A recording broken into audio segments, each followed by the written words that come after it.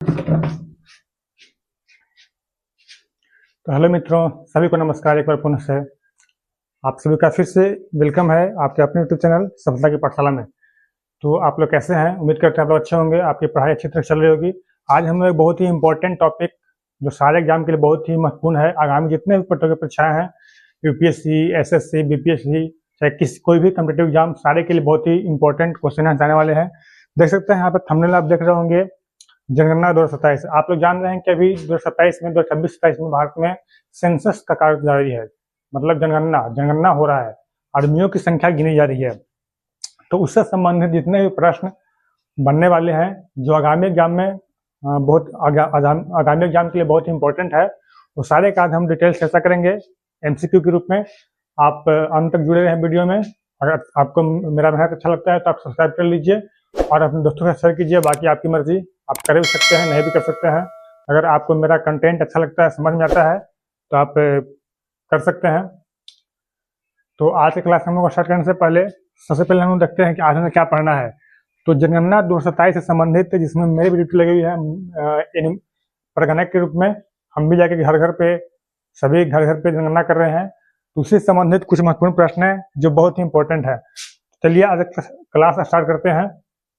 तो सबसे पहला प्रश्न है, कहता है जनगणना 2027 भारत की डैश पूर्ण डिजिटल जनगणना है। यानी जनगणना 2027 से पहला प्रश्न है कि जनगणना 2027 भारत की कौन सी पूर्ण डिजिटल जनगणना है। यानी जनगणना 2027 है वो पूर्ण रूप से डिजिटल जनगणना होने वाला है, मतलब पूरा ऐप के माध्यम से जनगणना हो रहा है। तो कौन सा नंबर का है, इससे पहले कभी हुआ था या नहीं?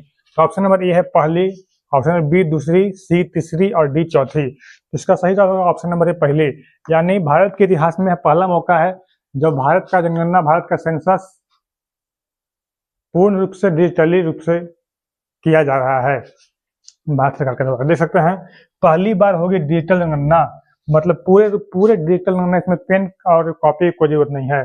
जनगणना से जन कल्याण, तो था पहला प्रश्न। अब निकलते हैं अगले प्रश्न की ओर। दूसरा प्रश्न क्या है?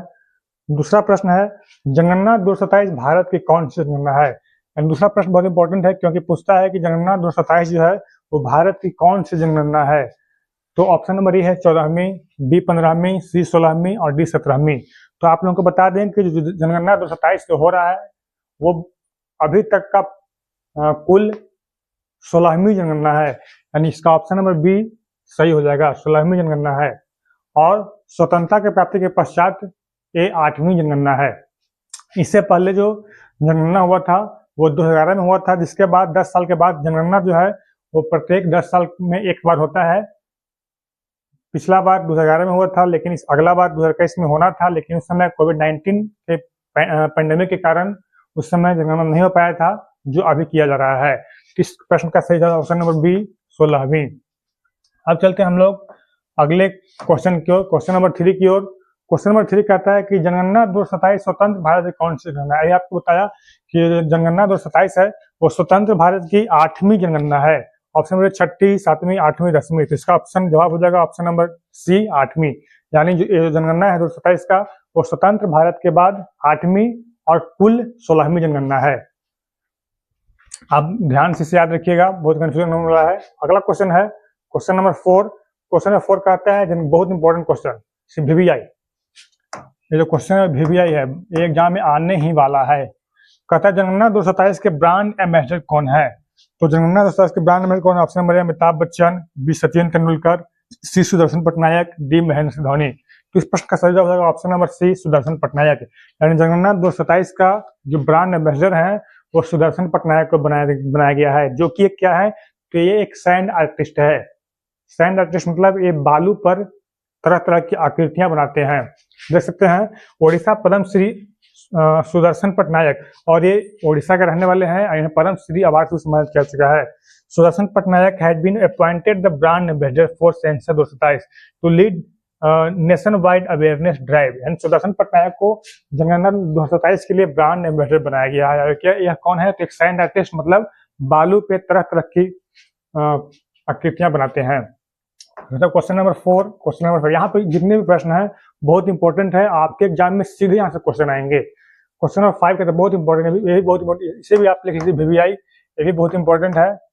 VBI ये भी बहुत इंपॉर्टेंट है, MI मोस्ट इंपॉर्टेंट, 5 स्टार लगा ली इस पे। कहता है जनगणना 227 का शुभंकर क्या है, मस्कट क्या है? ऑप्शन नंबर 1 प्रगति और विकास, बी कौशल और शिक्षा, सी ज्ञान और प्राप्ति और डी AI युग में भारत। तो जनगणना 227 का जो मस्कट है मतलब शुभंकर है वो प्रगति और विकास है, जिसमें प्रगति महिला है और विकास पुरुष है। देख सकते हैं प्रगति जो महिला है और विकास कौन है, पुरुष। इन्हीं दोनों को जनगणना 227 के लिए शुभंकर बनाया गया है। जो क्या करते हैं तो रिप्रेजेंट जेंडर इनइक्वलिटी, मतलब जो लड़का लड़की भेदभाव होता है उसमें समानता को दर्शाते हैं। एंड प्रमोट पीपुल्स पार्टिसिपेशन, और इसमें लोगों की भागीदारी सुनिश्चित करने के लिए, लोगों की भागीदारी बढ़ाने के लिए भी ये प्रेरित करते हैं। अगला क्वेश्चन है क्वेश्चन नंबर 6। क्वेश्चन नंबर 6 कहता है जनगणना मार्च 2026 में किसने जनगणना 227 का शुभंकर प्रगति जो महिला है और विकास पुरुष का अनावरण किया है? Option number 1 Narendra Modi, B Amit Shah, C Draupadi Murmu और डी राजनाथ सिंह। तो इस प्रश्न का सही जवाब होगा option number B Amit Shah. देख सकते हैं Amit Shah launching mascot for India first fully digital census, यानी अमित शाह ने भारत की जनगणना 227 के लिए जो पूर्णतः डिजिटल होने वाली है उसके लिए शुभंकर प्रगति और विकास, प्रगति महिला है और विकास पुरुष शुभंकर को अनावरण किया, लॉन्च किया है। हम चलते हैं अगले प्रश्न की ओर। Question number 7। क्वेश्चन नंबर 7 कहता है जनगणना 227 के लिए भारत के ये भी बहुत इंपॉर्टेंट क्वेश्चन है, इंपॉर्टेंट।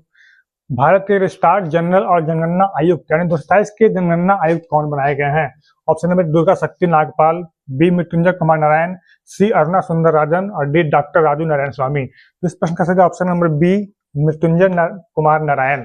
पिछले स्लाइड में हमने पढ़ा था कि जनगणना 227 के ब्रांड एम्बेसडर कौन है, तो सुदर्शन पटनायक जो कि एक सैंड आर्टिस्ट हैं, और ये है जनगणना आयुक्त मृत्युंजय कुमार नारायण। देखते हैं फॉर द फर्स्ट टाइम यानी इतिहास में पहली बार the census in India, Bharat में जनगणना होने वाली है, विल बी कंडक्टेड डिजिटली, वो पूरी तरह से पूर्ण रूप से डिजिटली रूप से किया जा रहा है। And the option of self enumeration, important है, सेल्फ इन्यूमरेशन होता है स्व जनगणना, यानी यहाँ पे ऑप्शन दिया गया है, विकल्प दिया गया है कि लोग अपनी जनगणना खुद से कर सकते हैं। Be available registrar general and census commissioner of India Mrityunjay Kumar Narayan, यानी मृत्युंजय कुमार नारायण को जनगणना 227 के लिए रजिस्ट्रार जनरल और जनगणना आयुक्त बनाया गया है। और हम चलते हैं क्वेश्चन नंबर 8 की ओर। क्वेश्चन नंबर 8 क्या है, देख सकते हैं जनगणना 227 कितने चरणों में आयोजित किया जाएगा? तो जनगणना 227 है वो 2 चरणों में आयोजित किया जाएगा, जो अभी चल रहा है, और दूसरा फरवरी 2027 में आयोजित किया जाएगा। ऑप्शन नंबर ए 2 चरणों में आयोजित किया जाएगा। हम चलते हैं अगले क्वेश्चन की ओर। Question number 9। क्वेश्चन नंबर 9 कहता है जनगणना 227 का पहला चरण कब शुरू हुआ था? ऑप्शन नंबर ए 1 जनवरी 2026, 1 अप्रैल 2026, 1 मार्च 2026 और 1 मई 2026। तो इस प्रश्न का सही जवाब ऑप्शन नंबर बी 1 अप्रैल 2026 है। जनगणना 227 का पहला चरण 1 अप्रैल 2026 शुरू हुआ है, जो 30 सितंबर 2026 तक आगे क्वेश्चन आने वाला है, जो 30 सितंबर 2026 तक यह कार्य किया जाएगा, जनगणना 227 का पहला चरण। और हम चलते हैं अगले क्वेश्चन की ओर। Question number 10। क्वेश्चन नंबर 10 कहता है जनगणना 227 का पहला चरण कब तक चलेगा? अभी आपको बताया ऑप्शन नंबर ए 30 सितंबर 26, 30 दिसंबर 26, 30 अक्टूबर 26, 30 जुलाई 26। तो इस प्रश्न का सही जवाब ऑप्शन नंबर ए 30 सितंबर 2026। अगर आपको एक कंटेंट पसंद आता है, आपको लगता है कि हमारे लिए यूजफुल है, उपयोगी है, तो आप वीडियो के अंत तक जुड़े रहें और दोस्तों के साथ शेयर भी जरूर कीजिए और उन्हें मोटिवेट कीजिए, उन्हें सब्सक्राइब करने के लिए प्रेरित कीजिए। हमें आपका बस सपोर्ट चाहिए और कुछ नहीं। और हम चलते हैं क्वेश्चन नंबर, बस हमारा कारवां ऐसे ही बढ़ता रहेगा। Question number 11। क्वेश्चन 11 कहता है जनगणना 227 का पहला चरण किस पर केंद्रित है? यानी जनगणना 227 का पहला चरण जो हो रहा है वो किस पर केंद्रित है? ऑप्शन नंबर 1 जनसंख्या सूचीकरण, बी मकान सूचीकरण, सी विद्यालय सूचीकरण, डी मंदिर सूचीकरण। तो इस प्रश्न का सही जवाब होगा ऑप्शन नंबर बी मकान सूचीकरण। जनगणना 227 का पहला चरण है उसमें मकानों का गणना किया जा रहा है, मकान से संबंधित जानकारी कि मकान का फर्श कैसा है, मकान का दीवार कैसा है, मकान का छत कैसा है, मकान में कितने, मकान के मुखिया का नाम क्या है, मकान के मालिक का नाम क्या है, मकान में कितने लोग रहते हैं, वहाँ पे पानी का स्रोत क्या है, बिजली है या नहीं है, शौचालय है या नहीं है। ये सारे क्वेश्चन मकान संबंधित पूछे जा रहे हैं, जो 33 प्रकार के क्वेश्चन पूछे जा रहे हैं। क्वेश्चन में आएगा भी, इसका जवाब हो जाएगा ऑप्शन नंबर बी, मकान सूचीकरण। हम चलते हैं अगले स्लाइड की ओर, क्वेश्चन नंबर 12 की ओर। क्वेश्चन नंबर 12 कहता है जनगणना 2027 का दूसरा चरण कब प्रस्तावित है?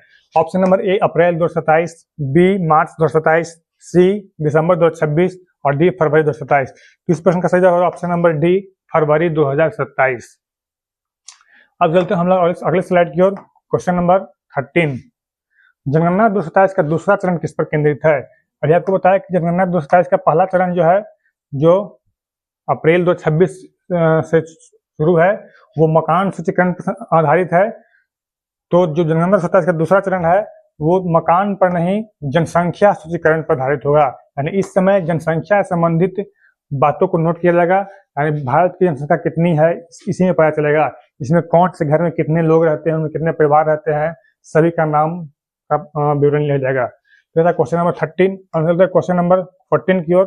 क्वेश्चन नंबर 14 कहता है जनगणना 2027 के फॉर्म में कुल कितने प्रकार के सवाल हैं जो सामाजिक और आर्थिक स्थिति को दर्शाते हैं? Option number A 33, B 32, C 36, option D 35। तो अभी आपको बताया कि जनगणना 2027 के पहले चरण में जो फॉर्म है उनमें कुल 33 प्रकार के प्रश्न और एक 34वां प्रश्न जो है वो मोबाइल नंबर से संबंधित है। यानी 33 प्रकार के प्रश्न जनगणना 2027 के पहले चरण के फॉर्म में पूछा जा रहा है। ऑप्शन नंबर ए इसका सही जवाब हो जाएगा। अब चलते हैं हम अगले स्लाइड की ओर, क्वेश्चन नंबर 15। जनगणना 2027 के लिए ऑनलाइन पोर्टल का क्या नाम है? जनगणना 2027 के लिए ऑनलाइन पोर्टल लॉन्च किया गया है, इसका नाम क्या है? तो self census portal, self enumeration portal, India enumeration portal या नन ऑफ दीज। तो इस प्रश्न का सही जवाब option number B, self enumeration portal, जिसके सहायता से लोग अपना जनगणना, मतलब इसका मतलब होता है स्वगणना, मतलब अपना गणना इस पोर्टल के माध्यम से लोग भारत के नागरिक खुद कर सकते हैं, खुद कर सकते थे, जिसका टाइम समाप्त हो चुका है। और इसका सही ऑप्शन नंबर बी। अब चलते हम लोग अगले स्लाइड की ओर, क्वेश्चन नंबर 16 की ओर। क्वेश्चन नंबर 16 कहता है भारत की जनगणना 2027 के लिए कौन सा ऐप लॉन्च किया गया है जो घर घर जाकर डाटा एकत्र करती है? Option number A, India census app, B, HLO house listing operation app, B, census 2027 app, D, none of these, मतलब इनमें से कोई नहीं। तो इस प्रश्न का सही जवाब ऑप्शन नंबर बी, HLO, जिसपे हम लोग अभी काम भी कर रहे हैं। हम इस HLO ऐप पे काम भी कर रहे हैं और मेरा काम पूर्ण भी हो चुका है पहला चरण का। इस प्रश्न का सही जवाब ऑप्शन नंबर बी, HLO, मतलब हाउस लिस्टिंग ऑपरेशन। अब चलते हैं हम लोग अगले स्लाइड की ओर, क्वेश्चन नंबर 17। क्वेश्चन 17 कहता है जनगणना 2027 के लिए स्वगणना के लिए सेल्फ एसी पोर्टल के अलावा कौन सा ऐप लॉन्च किया गया है? मतलब जनगणना 2027 के लिए आपको बताया कि अभी एसी पोर्टल, मतलब सेल्फ इन्फॉर्मेशन पोर्टल लॉन्च किया गया, इसके अलावा और कौन सा ऐप लॉन्च किया गया है? Option number A, digital census app, B, digital people app, C, digital population map, D, digital layout map. इस पर option number D, digital layout map, इसका शॉर्ट DLM, मतलब डिजिटल लेआउट मैप। अब चलते हैं हम क्वेश्चन नंबर 18 की ओर, अगले प्रश्न की ओर। क्वेश्चन नंबर 18 कहता है क्या, बहुत इंपॉर्टेंट क्वेश्चन है, क्या जनगणना 2027 में लिव इन रिलेशनशिप में रहने वाले, मतलब गर्लफ्रेंड बॉयफ्रेंड रहने वाले जोड़ों को भी विवाहित माना जाएगा? ऑप्शन नंबर ए हाँ, बी नहीं, सी अर्ध विवाहित माना जाएगा, या ऑप्शन नंबर डी सर्वेक्षण में शामिल नहीं है। तो इस प्रश्न का सही जवाब ऑप्शन नंबर ए, यानी जनगणना 2027 में लिव इन रिलेशनशिप में रहने वाले जोड़ों को भी विवाहित जोड़ा माना जाएगा। ये बहुत ही इंपॉर्टेंट क्वेश्चन है, AMI मोस्ट इंपॉर्टेंट, यहाँ से क्वेश्चन आने वाला है। यानी विवाहित जोड़ों को, लिव इन रिलेशनशिप में रहने वाले जोड़ों को भी विवाहित जोड़ा माना जाएगा। अब चलते हैं हम अगले स्लाइड की ओर, क्वेश्चन नंबर 19 की ओर। 19 कहता है भारत की 16वीं जनगणना में खाली जगह ईस्वी के बाद पहली बार जाति गणना शामिल किया गया है। यानी इस बार इसमें जाति का गणना भी होने वाला है। इससे पहले पिछला बार कब गणना हुआ था? जब उसमें जाति का गणना हुआ था। ऑप्शन नंबर ए 1961, बी 1931, सी 1885 और डी 1971। तो इस प्रश्न का सही ऑप्शन नंबर बी 1931, यानी भारत की 16वीं जनगणना से पहले जब 1931 की गणना हुआ था उस समय भी जाति का गणना किया गया था, और उसके बाद इस बार 16वीं जनगणना में जाति का गणना किया जा रहा है। अब चलते हैं हम अगले स्लाइड की ओर, अगले क्वेश्चन की ओर। Question number 20। क्वेश्चन नंबर 20 कहता है जनगणना 2027 के लिए भारत की आधिकारिक वेबसाइट का नाम क्या है? जनगणना 2027 के लिए भारत सरकार ने एक आधिकारिक वेबसाइट लॉन्च किया है जिसका नाम क्या है? ऑप्शन नंबर ए सेंसस इंडिया.gov.in, indiacensus.gov.in, censusbharat.gov.in, census2027.gov.in। इसका सही जवाब ऑप्शन नंबर ए censusindia.gov.in भारत की आधिकारिक वेबसाइट का नाम है। अब चलते हैं हम क्वेश्चन अगला, क्वेश्चन नंबर 21। लगभग 35 प्रश्न है जो बहुत इंपॉर्टेंट प्रश्न है। अगला, भारत की जनगणना 2027 किस नियम या कानून पर आधारित है? ऑप्शन नंबर जनगणना, यहाँ पर नियम लिखा हुआ है, जनगणना अधिनियम 1948, जनगणना नियम 1990, जनगणना अधिनियम 1940, जनगणना नियम 1980, जनगणना अधिनियम 1924, जनगणना नियम 1948, या इनसे कोई नहीं। तो इस प्रश्न का सही जवाब ऑप्शन नंबर ए जनगणना अधिनियम 1948 तथा जनगणना नियम 1990। अब चलते हैं हम अगले प्रश्न की ओर, क्वेश्चन नंबर 22 की ओर। क्वेश्चन नंबर 22 कहता है 2027 की भारतीय जनगणना कुल कितनी भाषाओं में आयोजित की जा रही है? यानी 2027 का जो भारत का सेंसस हो रहा है वो कुल कितनी भाषा में आयोजित किया जा रहा है? Option number A 18, B 16, C 24 और डी 12। इसका प्रश्न का सही जवाब option number C, option number B 16, यानी 2027 का जनगणना कुल 16 भाषाओं में आयोजित किया जा रहा है। अब चलते हम लोग अगले प्रश्न की ओर, क्वेश्चन नंबर 23। आपको मेरा मेहनत समझ में आता है, अच्छा लगता है तो आप सब्सक्राइब कीजिए, मुझे सपोर्ट कीजिए, आपको बहुत अच्छे कंटेंट अभी देखने को मिलेंगे। अगला क्वेश्चन है जनगणना 2027 के संदर्भ में सेल्फ इन्यूमरेशन सुविधा का मुख्य अर्थ क्या है? मतलब जो सेल्फ इन्यूमरेशन का जो बात किया गया है उसका अर्थ क्या है? ऑप्शन नंबर ए सरकारी कर्मचारी घर बैठे डाटा भरेंगे, या बी नागरिक स्वयं ऑनलाइन पोर्टल के माध्यम से अपना डेटा दर्ज कर सकेंगे, ऑप्शन नंबर सी केवल शहर के लोगों की गिनती होगी, या ऑप्शन नंबर डी विदेशियों की गणना करना। तो इस प्रश्न का सही ऑप्शन नंबर बी। अभी आपको बताया कि सेल्फ इन्यूमरेशन मतलब है कि भारत के नागरिक स्वयं अपना ऑनलाइन डाटा घर पे बैठ के अपने मोबाइल फोन से या अपने लैपटॉप से खुद सेल्फ इन्यूमरेशन के माध्यम से दर्ज कर सकते हैं, इसलिए इस प्रश्न का सही ऑप्शन नंबर बी। अगला प्रश्न है क्वेश्चन नंबर 24 कहता है केंद्रीय मंत्रिमंडल द्वारा स्वीकृत जनगणना 2027 का कुल वित्तीय परिव्यय बजट आउटले कितना? ऑप्शन नंबर ए बहुत इंपॉर्टेंट क्वेश्चन, ये बहुत इंपॉर्टेंट है, बीबीआई लिख लीजिए। यानी जनगणना 2027 के लिए केंद्रीय मंत्रिमंडल द्वारा कुल वित्तीय परिव्यय कितना है? ऑप्शन नंबर ए 8,768.23 करोड़ रुपए, 11,718.24 करोड़ रुपए, सी 15,000 करोड़ रुपए, डी 95,100.50 करोड़ रुपए। इस प्रश्न का सही ऑप्शन नंबर बी 11,718, यानी 11,718 करोड़ रुपए का परिव्यय है इस जनगणना 2027 के लिए। अब चलते हैं हम लोग अगले क्वेश्चन की ओर, ये बहुत इंपॉर्टेंट क्वेश्चन है। क्वेश्चन नंबर 25 जनगणना 2027 का आधिकारिक आदर्श वाक्य स्लोगन यानी मोटो क्या है? ये बहुत इंपॉर्टेंट है, वीवीआई है। जितना वीवीआई लिख रहे हैं सारे क्वेश्चन, ये सारे क्वेश्चन आगामी आने वाले एग्जाम की किसी भी प्रकार का कॉम्पिटिटिव एग्जाम हो, चाहे एसएससी का हो, रेलवे का हो, यूपीएससी का हो, बीपीएससी का हो, एसआई का हो, कांस्टेबल का हो, सारे के लिए बहुत ही इंपॉर्टेंट होने वाले हैं। तो ऑप्शन नंबर ए हमारी जनगणना हमारा भविष्य, ऑप्शन नंबर बी जन भागीदारी से जन कल्याण, सी डिजिटल गणना उन्नत भारत, और डी सबका साथ सबका विकास। तो इस प्रश्न का सही ऑप्शन नंबर बी जन भागीदारी से जन कल्याण। इस प्रश्न का सही जवाब यानी जनगणना 2027 का आधिकारिक स्लोगन क्या है? तो जन भागीदारी से जन कल्याण, मतलब सभी लोगों का भागीदारी से सभी लोगों का कल्याण किया जाना है। अब चलते हैं हम लोग क्वेश्चन नंबर अगला, क्वेश्चन नंबर 26। ये बहुत कंफ्यूजन वाला बात है कि 2027 की जनगणना के लिए भारत सरकार ने 2026-27 बजट में कितने करोड़ रुपए आवंटित किए हैं? ऑप्शन नंबर ए 8,000 करोड़ रुपए, 7,000 करोड़ रुपए, 6,000 करोड़ रुपए और डी 11,000 करोड़ रुपए। तो ऑप्शन नंबर सी 6,000 करोड़ रुपए, यानी 2027 के जनगणना के लिए भारत सरकार ने 2026-27 के बजट में 6,000 करोड़ रुपए का बजट आवंटन किया है, बजट को आवंटित किया है। इस प्रश्न का सही जवाब ऑप्शन नंबर सी 6,000 करोड़ रुपए। अब चलते हैं क्वेश्चन नंबर 27 की ओर। क्वेश्चन नंबर 27 कहता है कि भारत में आधुनिक पद्धति से सर्वप्रथम नियमित जनगणना की शुरुआत 1881 में किसके कार्यकाल में हुई थी? आपको पता होगा कि सबसे पहली जनगणना भारत में 1872 ईस्वी में लॉर्ड मेयो के शासनकाल में हुए थे, लेकिन वो नियमित रूप से जनगणना नहीं थी। सबसे पहले नियमित रूप से जनगणना 1881 ईस्वी में लॉर्ड रिपन के काल में शुरू किया गया था। तो इस प्रश्न का सही option number B lord Ripon, यानी भारत में आधुनिक पद्धति से प्रथम जनगणना कब हुई थी?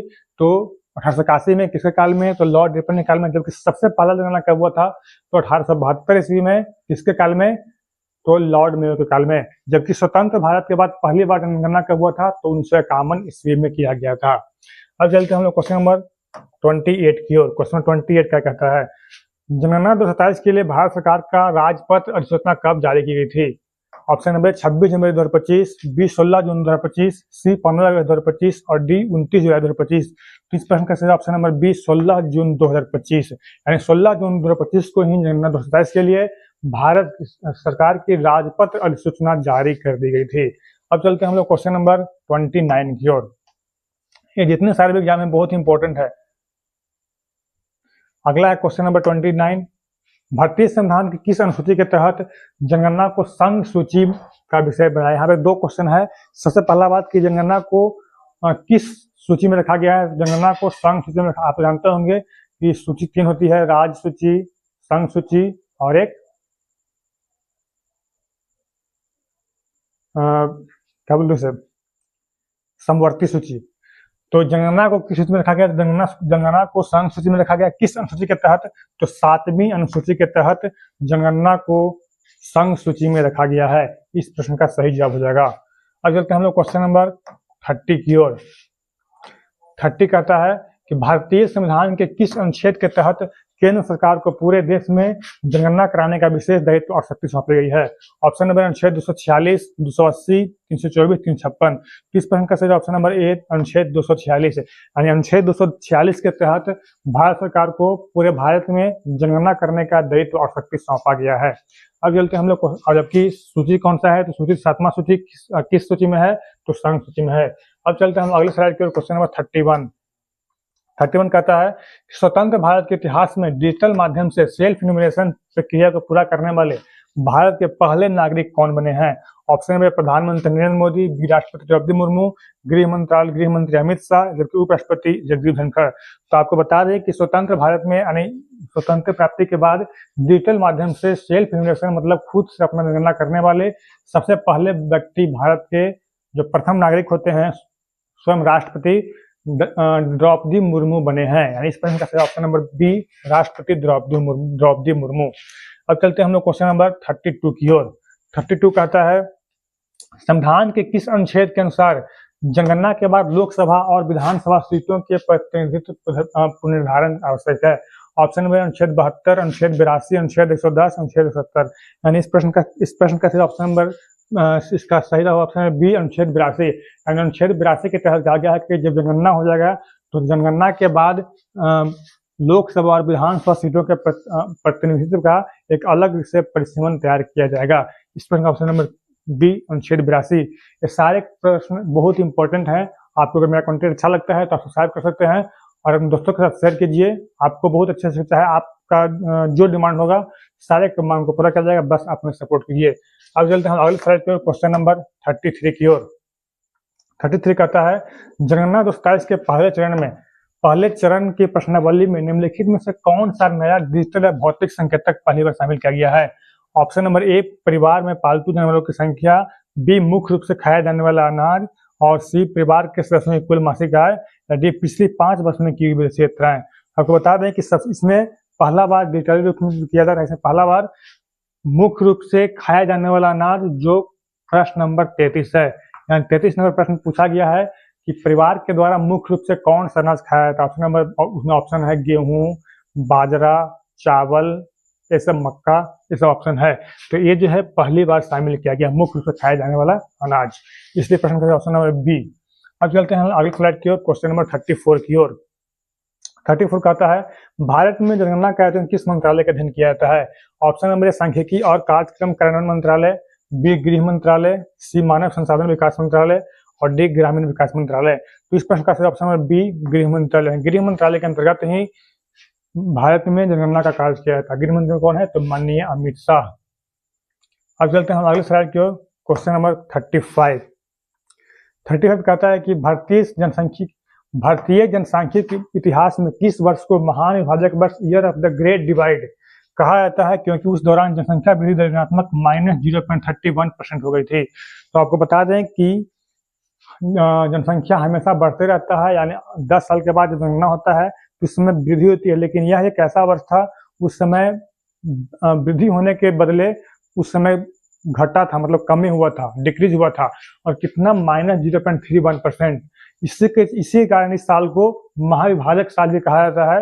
ये 1911 से 1921 का जो साल था, ऑप्शन नंबर ए इसका सही ऑप्शन नंबर जो 1911 से 1921 में जनगणना हुआ था उस वर्ष -0.31% डिक्रीज हुआ था, इसलिए इसे महान विभाजक वर्ष भी कहा जाता है। अब चलते हैं क्वेश्चन नंबर 36 की ओर। क्वेश्चन नंबर 36 कहता है, आज का लास्ट प्रश्न है, 1830 में भारत के किस शहर में हेनरी वाल्टर द्वारा पहली पूर्ण जनगणना कराई गई थी, जिसके कारण उन्हें भारतीय जनगणना का पिता कहा जाता है। इसमें दो क्वेश्चन है। Option number 1 Calcutta, B Bombay, C Dhaka जो बांग्लादेश में है, और डी मद्रास। तो इस प्रश्न का option number C Dhaka Bangladesh. यानी सबसे पहली बार जो हेनरी वाल्टर के द्वारा बांग्लादेश में ढाका, बांग्लादेश में एक शहर है जिसका नाम है ढाका, वहीं पे सबसे पहली बार जनगणना करवाया गया था, इसलिए हेनरी वाल्टर को भारतीय जनगणना का पिता भी कहा जाता है। तो ये सारे प्रश्न थे जो जनगणना से संबंधित थे, जो आने वाले सारे एग्जाम के लिए बहुत इंपॉर्टेंट है। सारे एग्जाम में यहाँ से क्वेश्चन हूबहू आएंगे। तो आज का क्लास आपको कैसा लगा कमेंट बॉक्स में बताइएगा। आप हमें सपोर्ट करते रहिए, बस आपका एक कमेंट, एक लाइक और सब्सक्राइब चाहिए और एक शेयर चाहिए। आज क्लास हम लोग मोटिवेशन के साथ समाप्त करते हैं। बहुत सुंदर लाइन है, कहता है आंसू न होती तो आंख इतनी खूबसूरत न होती, आंसू न होती तो आंख इतनी खूबसूरत न होती, दर्द न होता तो खुशी की कीमत न होती, अगर मिल जाता सब कुछ केवल चाहने से, अगर मिल जाता सब कुछ केवल चाहने से, तो इस दुनिया में किसी को किसी चीज की कमी नहीं होती, किसी चीज की कमी नहीं होती। मतलब कहता है कि बस चाहने से यहाँ पे कुछ नहीं मिलने वाला है, यहाँ पे अपने लक्ष्य को हासिल करने के लिए हमें मेहनत करना पड़ेगा। इसी के साथ आज का क्लास यहीं पर समाप्त होता है। तो तब तक के लिए धन्यवाद।